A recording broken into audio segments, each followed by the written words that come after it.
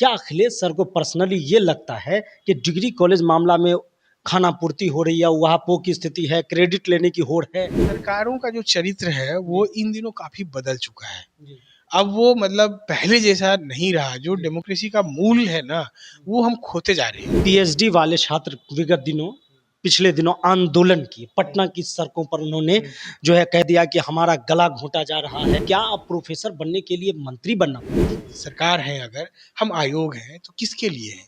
अपने लोगों के लिए, युवाओं के लिए हैं। तो हमारे अंदर उतनी संवेदनाएं होनी चाहिए कि हम उनके साथ इंजस्टिस ना करें। 48 घंटे 72 घंटे तमाम शासन प्रशासन हाईजेक कर लिया इस मामला को। किस नजर से आप देखते हैं? हम तो इससे बहुत आहत हैं। आहत हैं हाँ, आप? आहत है कि जिस तरीके से इस प्रोसेस को आगे बढ़ाया गया है, इतना मान लीजिए बेचैनी, हड़बड़ी में कोई चीज़ को अनाउंस कर देना और उस पे प्रॉपर होमवर्क नहीं होना। जो बच्चे डिग्री कॉलेज में नाम लिखाएँगे, जी। यानी उनको एकदम अनुभवहीन शिक्षक आप दे रहे हैं पढ़ाने के लिए, जो आज तक कभी पढ़ाया नहीं। नम्रता से आग्रह करूँगा कि आप ऐसी गलती ना करें कि डिग्री कॉलेजेज में एकदम से फ्रेशर्स को भेज दीजिए, और वो भी एक गेस्ट फैकल्टी को, जो कि मतलब वहाँ जाके अब 11 महीना 1 महीने का गैप होगा। नमस्कार, खबर पॉइंट देख रहे हैं आप। मैं हूं ताज। देखिए, डिग्री कॉलेज को लेकर घमासान जारी है। 30 जून तक आदेश दिए गए थे कि सब चीज कंप्लीट कर लेना है, लेकिन आज 16 जुलाई हो गए। उद्घाटन तो हुए, ऑनलाइन उद्घाटन हुए, लेकिन उन लोगों का क्या जो अब तक इंतजार में है असिस्टेंट प्रोफेसर, यानी कि कहिए कि लेक्चरर बनने को लेकर, जिनके इंतजार की घड़ियां खत्म नहीं होती है। तरह तरह के नियम, खेल के बीच में नियम बदलने का रूल जो है ये भी चल रहा है। और ग्रामीण बच्चे जो इंतजार कर रहे हैं, जो एमए करते हैं बहुत मुश्किल से, बिहार जैसे जगहों से निकलकर पढ़ाई करना अपने आप में कितना चुनौतीपूर्ण है, वो छात्र समझते होंगे जो इस वीडियो को देख रहे होंगे। सबसे पहले मेरा सवाल ये है कि आखिर असिस्टेंट प्रोफेसर की बहाली में चल क्या रहा है? इन तमाम मुद्दों पर सीधी बातचीत के लिए आपके साथ जो लगातार जुड़े रहते हैं, अखिलेश सर पटना यूनिवर्सिटी के प्रोफेसर, एक्स डीएसपी रह चुके हैं, जो इन मुद्दों पर मुखर होकर बोलते हैं। सबसे पहले बहुत बहुत स्वागत है। धन्यवाद ताज, और आपके चैनल को भी बहुत बहुत धन्यवाद कि आप एक छात्रों से रिलेटेड मुद्दों को उठा रहे हैं। कि बहुत सेंसिटिव मामला है ये, क्योंकि छात्रों, बिहार के जो छात्र हैं वो बहुत बेसब्री से नौकरियों का इंतजार करते हैं, और अभी निकला है तो वो काफ़ी बेसब्री से इंतजार कर रहे थे। सर, मेरा पहला सवाल ये है कि इतना हाइप क्रिएट किया गया, इतने प्रचार किए गए, डिग्री कॉलेज है, प्रोफेसर है, ये होगा वो होगा, 30 जून, 48 घंटे 72 घंटे तमाम शासन प्रशासन हाईजेक कर लिया इस मामला को। किस नज़र से आप देख रहे हैं? देखिए, हम तो इससे बहुत आहत हैं। आहत हैं आप? हाँ, आहत हैं कि जिस तरीके से इस प्रोसेस को आगे बढ़ाया गया है, वो मतलब उचित नहीं है। इतना मान लीजिए बेचैनी, हड़बड़ी में कोई चीज़ को अनाउंस कर देना और उस पे प्रॉपर होमवर्क नहीं होना, और इन बिटवीन आपने जो बोला कि खेल के बीच में नियमों को बदलना, तो ये सारी चीज़ें एक गंभीर सरकार के लिए कहीं से भी जायज़ नहीं है। अब आप सोचिए कि पहले मान लीजिए 3600 87 यानी 3700 लगभग सीटों पे निकाला गया था। 411 डिग्री कॉलेज खोले गए, सॉरी 211 खोले गए। अब उसको घटा के सीट को कर दिया गया है 422 हर सब्जेक्ट में। तो पहले इसका मतलब है क्या कि डिग्री कॉलेज के अलावा सीट्स को भी गिना गया। अब जब वो बच्चे हल्ला उठाने लगे तो उनको वहाँ पे रोल बैक हो गई है। अब जो है 422 जगह सीटों पे उन्होंने वैकेंसी निकाला है, तो इसका मतलब एकदम से जो नया अपॉइंटी होगा वो जाएंगे डिग्री कॉलेज में पढ़ाने के लिए। अब ये बताइए कि कोई भी संस्था जो एकदम अभी शुरुआती दौर में है, उसमें एकदम फ्रेशर्स को आप ला के खड़ा कर देंगे, कितना उचित है ये? इस पे क्या सरकार को विमर्श नहीं करना चाहिए था?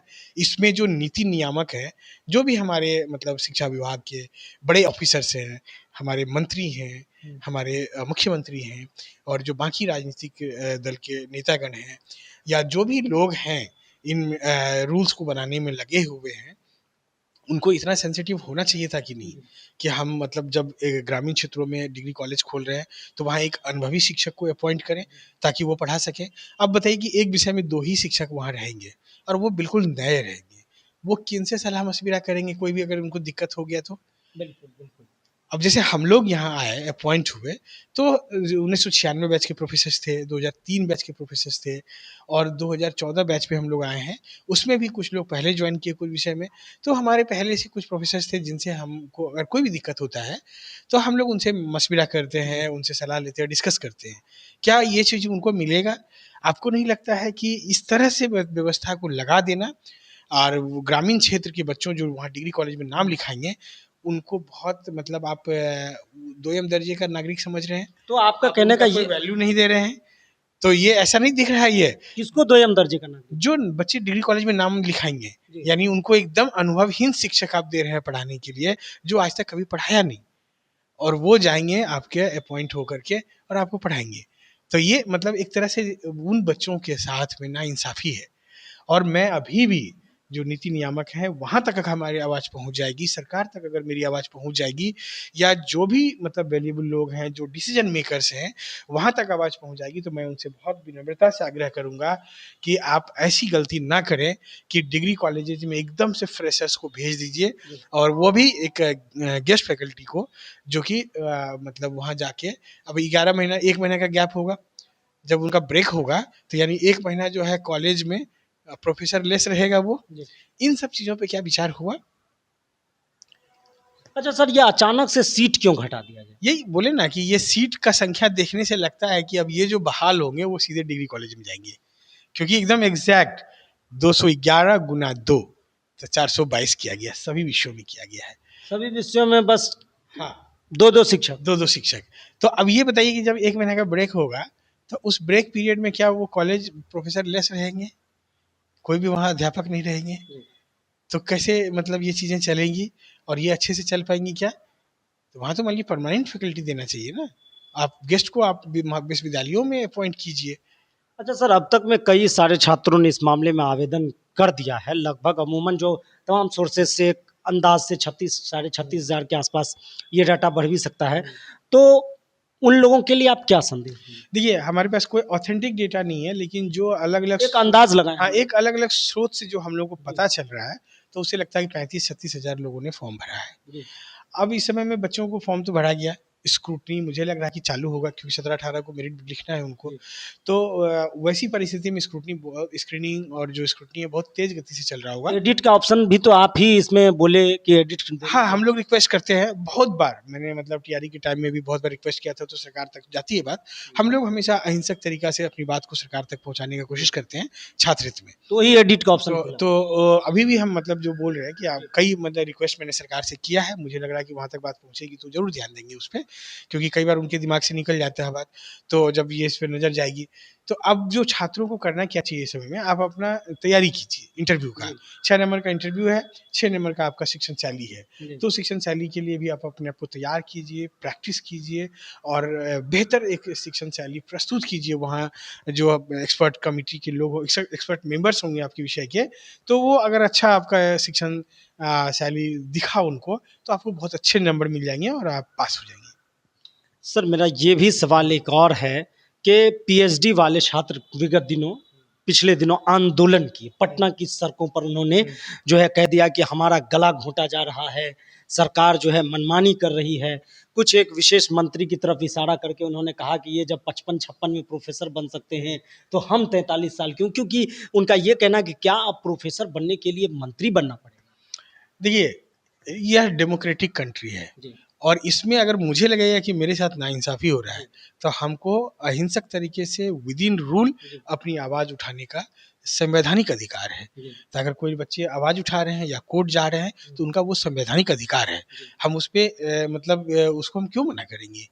वो कह रहे हैं कि हमारे लिए 43 साल, बाकी विशेष के लिए देखिए, 56-55 साल। उम्र को लेके तो मैं छात्रों के साथ हूँ। उम्र को लेकर आप छात्र को पूरा समर्थन? पूरा समर्थन है, जी। क्योंकि जिस तरह से 43 साल उम्र किया गया है, बिहार जहाँ का एकेडमिक कल्चर कुछ अलग है, जी। और वहाँ पे अगर 43 साल का आप एज बार लगाते हैं, तो वो नाइंसाफ़ी है यहाँ के बच्चों के साथ, और वो कंप्लीट इनजस्टिस है। और मतलब मुझे लग रहा है कि वो एज जो है, वो जो यूजीसी का मापदंड है, उस तरह से एज रहना चाहिए, और उसमें छेड़छाड़ ठीक नहीं है। यूजीसी ने भी बहुत सोच समझ के वो एज रखा होगा। अब तक जो बहालियाँ हुई है, वो भी विद्वानों के द्वारा किया गया है, तो इसका मतलब है कि उसमें वो अच्छा से रन किया है। हमारा आज़ादी के बाद इतने वर्षों से हमने अपने एजुकेशन को संभाला है, तो इसके मतलब उसमें दम है, वो बेदम चीज़ नहीं है। वो पैटर्न में बहुत छेड़छाड़ तो करना। छात्रों की मांगे सही है। हाँ, मैं उनका समर्थन करता हूँ कि एज बढ़ना चाहिए। एक आखिरी सवाल ये भी है सर मेरा कि 2 एग्ज़ाम है, बीपीएससी 72वीं भी है और इसका इंटरव्यू भी है, ये दोनों क्लैश कर रहा है। तो इसको लेकर क्या आयोग को तो पता होना चाहिए भाई, मेरा एग्जाम कैलेंडर ये है और इसमें इतने, अगर माने चलिए 50,000 लोग होंगे आवेदन करने वाले या जो भी होंगे, तो वो भी तो बीपीएससी 72 भी देंगे। डेफिनेटली आप इतना जानिए कि जब भी कोई आयोग अपना डेट निर्धारित करता है तो वो एक बार जरूर देखता है कि मतलब जब हम जिस फेज में हम एज डेट निर्धारित करने जा रहे हैं, क्या उस फेज में कोई और दूसरा एग्जाम तो नहीं चल रहा है या शेड्यूल तो नहीं है, पहले से घोषित तो नहीं है। तो उसके बियॉन्ड मतलब ये एक चलन में है, ये आयोग को करना चाहिए।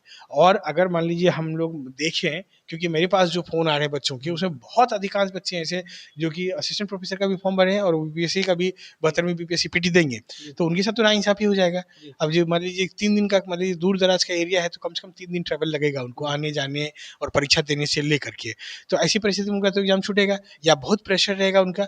तो हम मान लीजिए कि सरकार है, अगर हम आयोग हैं तो किसके लिए हैं? अपने लोगों के लिए हैं, युवाओं के लिए हैं। तो हमारे अंदर उतनी संवेदनाएं होनी चाहिए कि हम उनके साथ इनजस्टिस ना करें। ऐसा नहीं कि मेरे मन में जो आया सो हम लागू करने लग जाएं। तो ये कभी भी एक मतलब डेमोक्रेटिक कंट्री में उचित नहीं है।